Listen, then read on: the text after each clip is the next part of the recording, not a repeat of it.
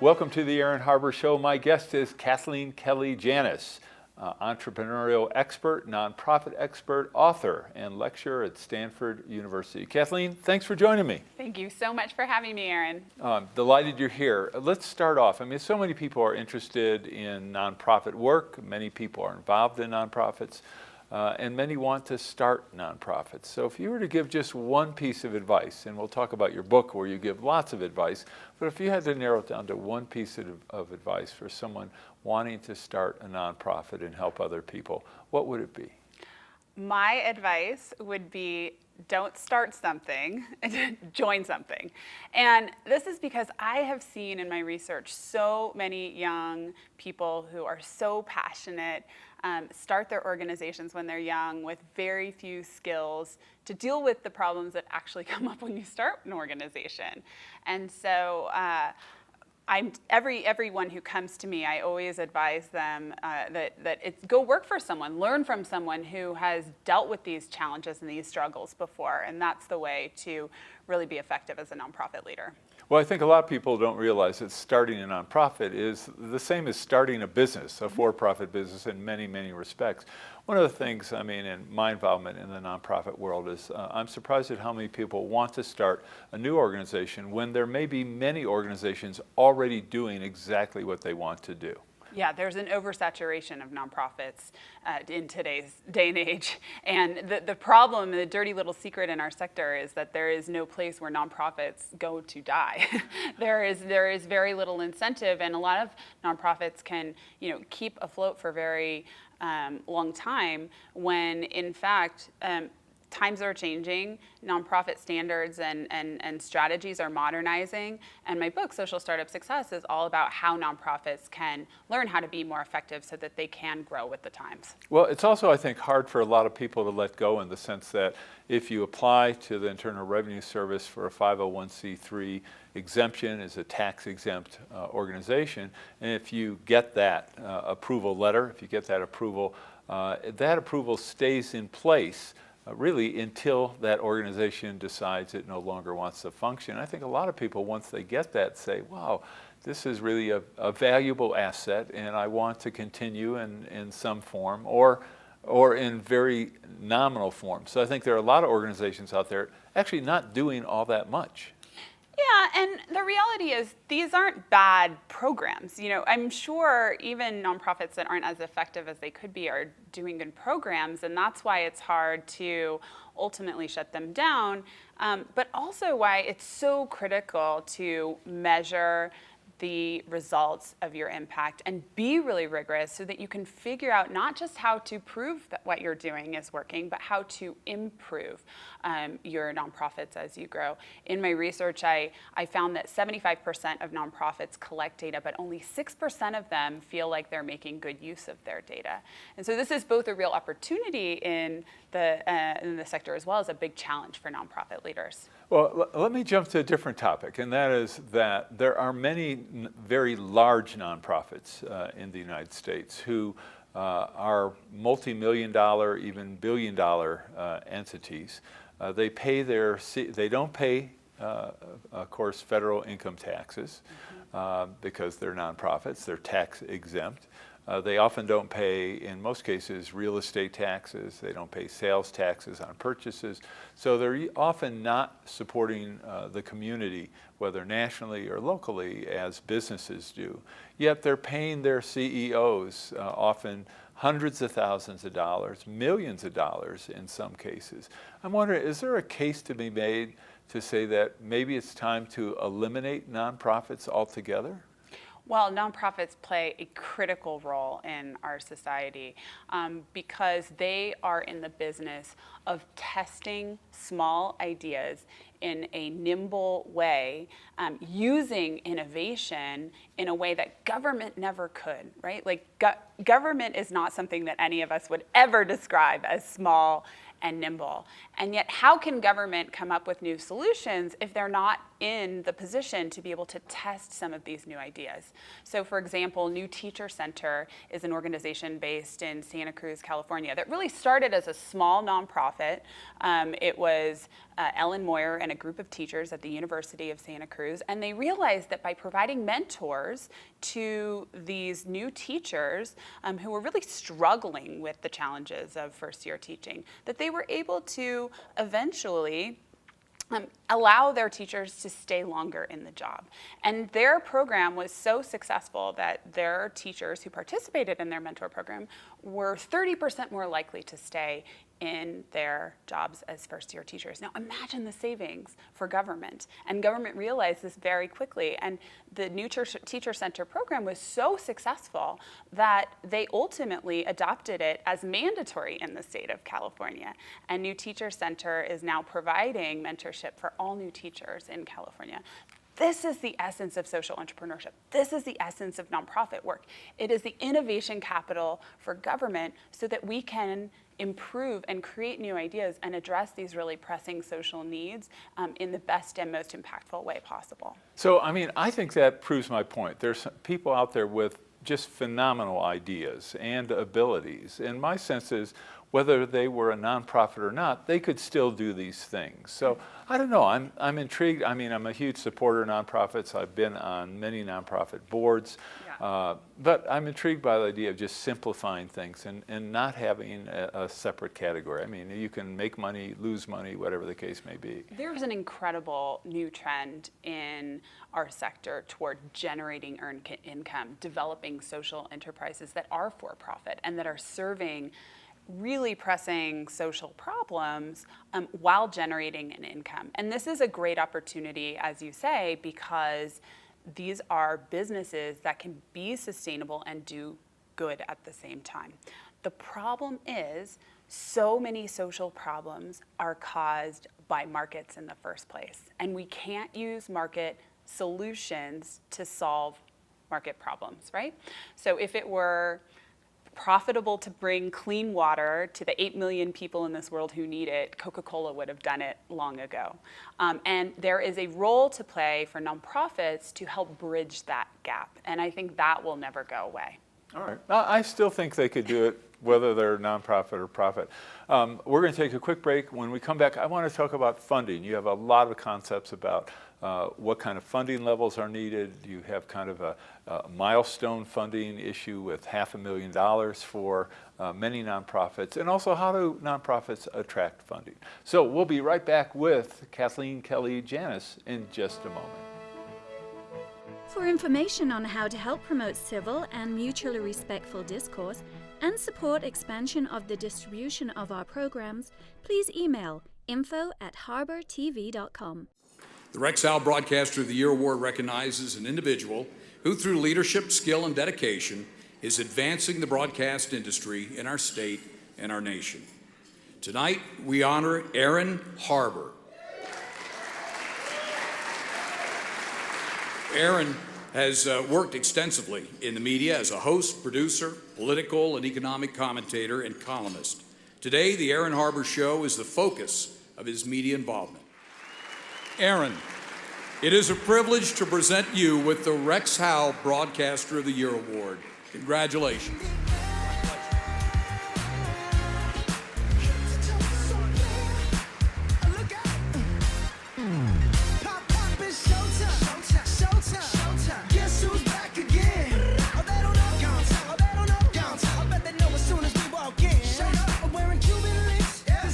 Just make journalism great again.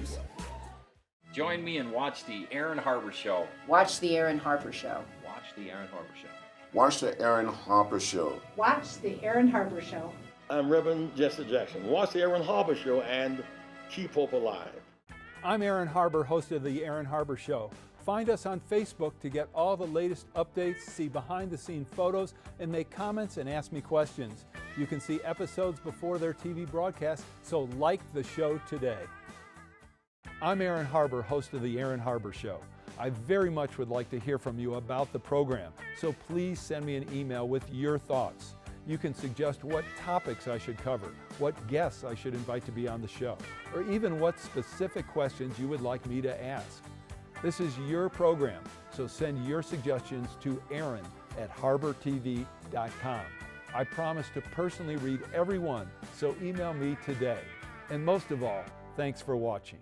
The Aaron Harber Show may be viewed 24/7 at no charge from any location in the world at www.harbertv.com. Welcome back. I'm with Kathleen Kelly Janus, and we're talking about nonprofits and entrepreneurs. So I'd be interested in your thoughts about, if I'm starting a nonprofit, what are some of the best ways to attract funding? Well, some of the best ways to attract funding are to establish the program that you're doing well in the first place. One of the trends that I saw in my research, I interviewed over 100 organizations and sat down with their founders and their staff and their beneficiaries to try and understand how they scaled past $2 million in revenue. And one of the most prominent findings was that when they first started their organizations, they had this period of illumination before they even went out and got funding.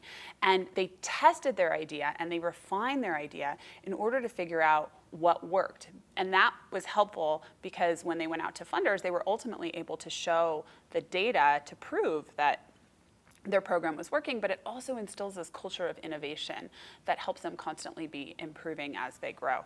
Beth Schmidt, for example, started an organization called Wishbone when she was a low-income teacher in Los Angeles, and realized these students didn't have these opportunities that she had growing up, like going to camps and following their passions. She wanted to help them, but she didn't go off and just start an organization.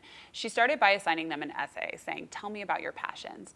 And this essay came back from all these students, and it was so inspiring to hear their passions for arts, for cooking, for film. And she went to a photocopy machine, old-fashioned way, photocopied these essays and mailed them to her family and friends and said, would you be willing to support these kids for opportunities during the summer to follow their passions? And when she got back the envelopes, she had raised thousands of dollars, and she realized there was a real connection between donors and the beneficiaries, and that ultimately, if she could do this in a successful way, she could help so many kids. And so she sent these kids to camp that summer, and she used the opportunity to figure out how to make the program better. So for example, getting scholarship for the kids so they didn't have to raise the full ride, figuring out how to engage the kids in fundraising, because that was a really great way to give them skills. So all this to say, she built the engine and figured out how to make a great engine work before she grew the organization, because that was ultimately what allowed her to go out and raise millions of dollars. Sure, yeah, if you can demonstrate success. All right, I'm going to ask you some rapid fire questions. Okay. For starters. How about crowdsourcing, crowdfunding? How effective is that for people trying to start a nonprofit? Crowdfunding is a great way to access friends and family if you have friends and family who actually have money. So that's the first thing, is you're only so good as your network. And crowdfunding is actually really hard and often a lot of work for very little return. But for some organizations to get off their ground, it can be really critical support. Of course, in this world of technology and everything being digital, there's such, I think, especially maybe with millennials, such an orientation towards doing things online or via phone, et cetera. Is there a challenge to convince people that if you want to raise money, the best way to do it is in person? It's got to be both. It's got to be both a combination of capturing people's hearts and minds in person, and there is no substitute for that in-person connection, as well as following up with them using multiple verticals. There is a buffet of options today, from mobile to social media to newsletters, and nonprofits have to embark on a multi-front war for donors if they want to achieve impact. Do millennials have, in your sense, a different focus than older generations on what they want to support? What's so exciting about millennials is that they really want to roll up their sleeves and get involved in the organizations that they support. So it's not just about checkbook charity like maybe in our grandmother's generation. It's about actually getting in there, serving on boards, using their skills, getting their friends involved. And this is great for nonprofits. And nonprofits have to be in a position to harness that if they want to benefit from that approach. Any particular topic or subject areas that you see millennials being more interested in than their older generations?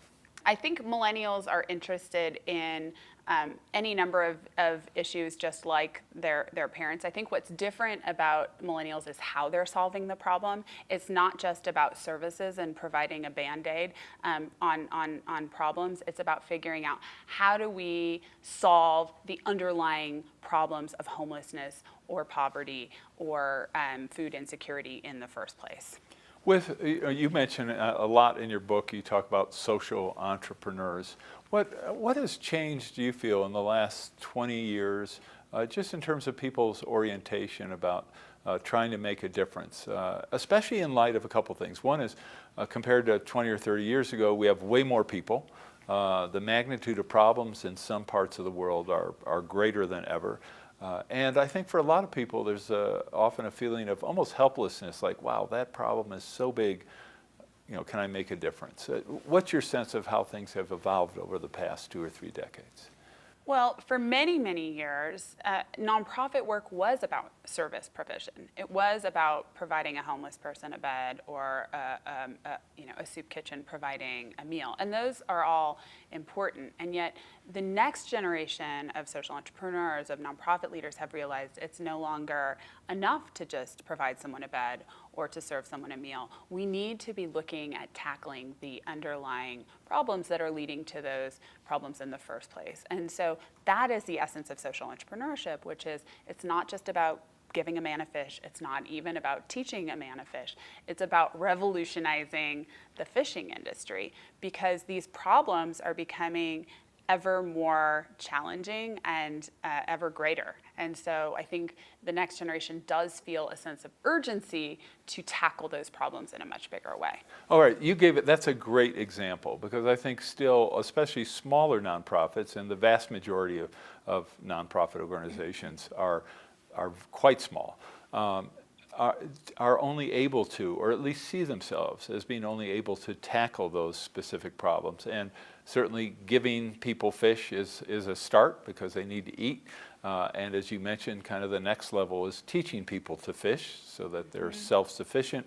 But then the bigger problem is the whole complexity of fishing. So that's a great example. So if I'm a nonprofit that is focused on teaching people to fish and how to do it efficiently and new techniques and ways to do it that really are going to be beneficial both to me and my community and are going to be sustainable, for example. However, in reality, or in what's happening in the planet, if you look at a massive issue such as climate change, a nonprofit might have all kinds of great ideas on how to address fishing and changing the industry and helping people and training people.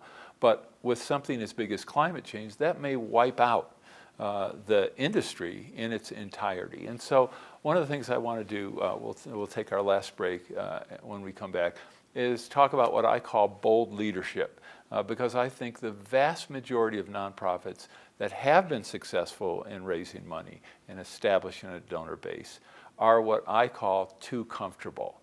And what they are not doing is taking the risks that are necessary to address the kind of global challenges such as climate change, which actually are going to potentially overwhelm all the good work they do. So we'll take our last break. We'll be right back with Kathleen.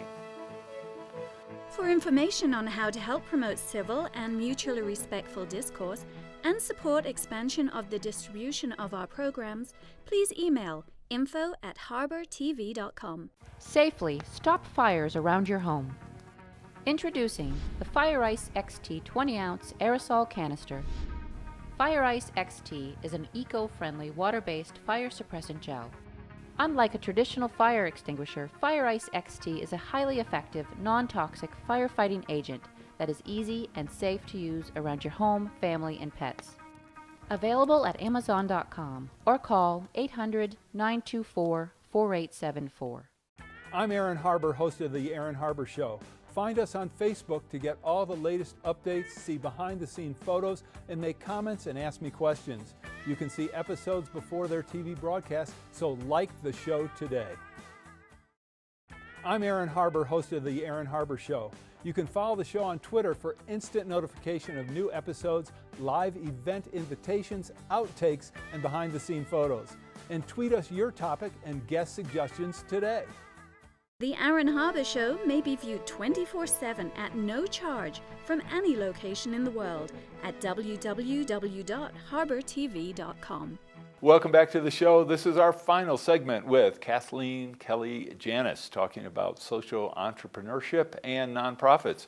So what I was mentioning is I talked about what I call bold leadership, where in reality, many of the wonderful activities and efforts that are being undertaken by nonprofits, especially smaller ones, could be just totally wiped out by some of the just major phenomena that are already in the process of occurring. And my sense is there are a lot of the very big foundations that I think are too comfortable. They have massive staff. Some of them have hundreds of employees, and those dollars are being used for those employees. And to me, there's a real question of the efficacy of their expenditures, how much they're doing. That's also why I talked about the idea of eliminating the concept of nonprofits and making them really function at a higher level. But talk about that bigger issue. If you're a nonprofit trying to do something, but in reality there's a much bigger tsunami that's about to hit you, what do you do? One of the most exciting trends that we're seeing in the nonprofit sector is that it is no longer just about the nonprofit itself. Don't get me wrong, the nonprofit organization is important, and that's why I wrote Social Startup Success, because we need to strengthen nonprofit organizations. But through systems change is really how we're going to make a difference. And so systems leadership is really the next generation of nonprofit work. It's working with other different organizations. It's working with government. It's about building a movement, not just building an organization. Nadine Burke-Harris is the founder of the Center for Youth Wellness, which is trying to shed light on the adverse childhood experiences that can lead to toxic stress in children. She started doing this research 10 years ago and realized in her Bayview clinic that if she could make this standard of testing children for adverse childhood experiences in every pediatrician's office in the country, then she could make a difference for a lot more people than just her Bayview clinic. And so today, what we're seeing is that conversation change. She had a TED Talk that had 4 million views. We hear Oprah talking about adverse childhood experiences on 60 Minutes, not even attributing it to Nadine Burke-Harris, who founded the center. That is impact, when you're changing the conversation and people are not attributing it to you. And this is what we're seeing more and more of in the way that we change society today. Well, certainly if you can get Oprah to talk about it, that's going to make That's the secret to social startup success, it turns out. a huge difference. One of the things you talk about is toxic charities. Quickly tell me about toxic charities. Toxic charities are, I guess, organizations that are probably very good at raising money, not so good on the impact side. This is, again, why we need to bring it back to data and why we need organizations to be better about not just using data to prove that what they're doing is working, but using it to improve their work so that they constantly get better at what they're doing, and that we can, as donors, hold organizations accountable to their metrics. Well, and it seems that a lot of nonprofits are able to get donors who really don't check to see exactly what the success of that organization is. Sometimes the name of an organization is so well known that it's just easy to write a check to, or you assume they're doing great work, when in reality, a lot of those dollars may not be being used as effectively as they could be. It's a big problem. The average donor spends less than 2 hours before they make a donation on due diligence. And they very rarely compare that organization to even one other organization doing that work to make sure that that's the organization they should be contributing to. We all need to do a better job of educating donors so that they can be more effective in their impact, because ultimately philanthropy is only as good as the individuals who are making those donations. And so if you want to make a difference, you need to know how organizations operate. It's really interesting. There's a new organization in Colorado called Pivot, and it's founded by a group of people with significant wealth. And their whole structure is to fund other organizations, but they've created their own entity to essentially monitor how their money is used and to measure how successful that use is and how effective it is. And so they've actually created their own kind of watchdog entity through which they're funneling or channeling their funds. So I thought that was very creative. Maybe we'll see more of that. All right, I know we don't have a lot of time left, but tell me about Spark. Well, Spark, perfect segue, is designed to actually educate the next generation of donors. We were a group of women who were just coming out of college in our early 20s, just a couple of years ago. And we realized that we had so many peers who wanted to get involved in gender equality issues and in philanthropy, and felt like their $25 donation was not making a big difference, although it was a significant stretch for them in their paycheck. And B, that they didn't really know where to start. Where do they find organizations that they can support where their donation will make an impact? And so Spark engages young professionals through education, helping them to learn how to be better donors, through investment committee work, which helps invest in different organizations, and through fundraising, because ultimately the way that you want to help nonprofits, if you want to help nonprofits, you need to be a good fundraiser to help generate resources for them. So by training young millennials in how to be good fundraisers in their 20s, we're setting them up for a lifetime of service. And that's what's most exciting, is that nonprofit work isn't something that happens, when you are in your 60s and 70s and maybe are lucky enough to have $1 million or more to donate. It's something that can happen when you're young. And there's so much opportunity for young people to get involved. All right, I have less than a minute left, but I want to ask you, you're at Stanford, you're in the heart of the Silicon Valley. I'd be really interested on your take in terms of involving young women, especially in a lot of the entrepreneurial activities, because certainly in the Silicon Valley, it continues to be very male-dominated. What are the challenges there? It's a big problem. 90% of venture capital funding goes to men, only 10% goes to women. And this is a problem that is also evident in the nonprofit sector, where early stage organizations that are female-led raise just half as much as their male counterparts. And so I think it starts with who organizations are funding and who's getting access to the capital, because the reality is in our society, money is power. And so the more that we can address these inequities in who is getting funded, I think the more that will trickle down into the companies, the nonprofits, the social entrepreneurs that we're supporting. But if you look at success rates, certainly the rate of success for women-owned businesses is more than competitive. There's no excuse for not investing in women. So how do we change, quickly, how do we change some of those attitudes on the part of those with the dollars making investments? I think it starts with who is doing the investing. We know that a venture capital firm with a woman partner is 6 times more likely to invest in a women-led organization. And very small percentage of venture capital firms have even one women partner on their staff. And so 94% of foundation staff are white. This is a big problem as well. It's not just women, it's also addressing people of color. Only 2% of venture capital funding goes to people of color. So we need to be rethinking the systems and the people who are actually giving away money if we want to actually transform the businesses that are getting funded. All right, Kathleen, thank you so much. Thank you so much, Aaron. All right, that was Kathleen Kelly Janus. I'm Aaron Harber. Thanks for watching.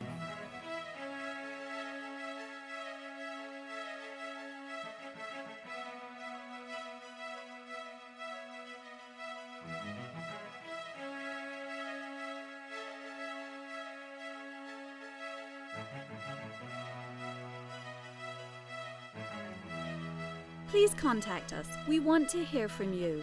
And thanks for watching.